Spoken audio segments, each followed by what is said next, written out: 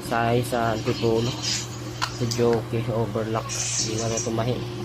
Yung maraming problema ito, nalaglag na yung pinaka-lever foot nyo. Ayan. So, mababa rin yung ipin. Kaya natin, mababa. Hindi na rin tumahin. Tignan rin natin timing. Sa mga hindi nakakakilala sa atin, on-consuming mechanic tayo.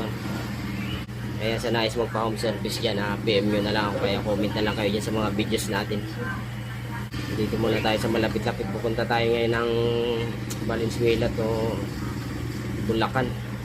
So dito muna tayo sa kumaya na yung bandang parting Taytay Rizal. So gawin na natin.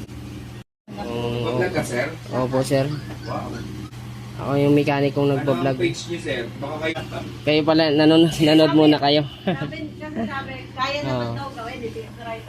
Oo. Talaga, nai-stress na ako. Ilang araw na ba ako walang kita? Ako pala yung napanood niya sa YouTube. So, Buti malaki rin yung access mo, sir. Sa online. oo. Ito, nagpuputol to ng karayom gawa nito. Tumatama siya rito. Sa likod. Ayun. Yun ang kagandahan. Ang sabi ko. Online. Ay, bali, taas rin natin Akala kasi namin sa malayo ka mababaw. pa po. Ted ko eh. Ito.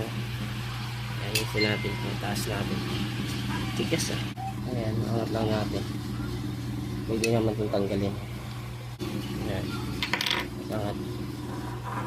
May spring kasi yan. Tsaka ito. Naikapitan natin siya. May tutorial na rin ako nito kung paano pagkapit itong lever foot na ito. Lever. Bracer foot na yan. Diyan sa reels natin meron tayo yan. So, naikapitan nyo na ito pababa. Ito naman, ba't yan ito pagkabit ng tiplon? Tingnan natin din kung mayroon pa tayong tiplon nito. Pinalitan natin ng blade, parang wala sa alin yung ng blade. Pinalitan na natin to. Kasi nga, parang pag ganun yung blade nyo, dapat pantay lang na ganun. Bago na siya pero ayaw pa rin mag-recut para mapuro lang. Kasi nakakabit nyo. Palitan na rin natin tong upper.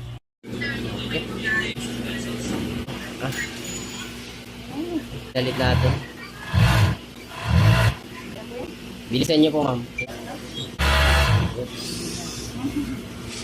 Salamat po, ma'am. Yun pa. Ayos sila. Hello po. Salamat sa bigay na tip.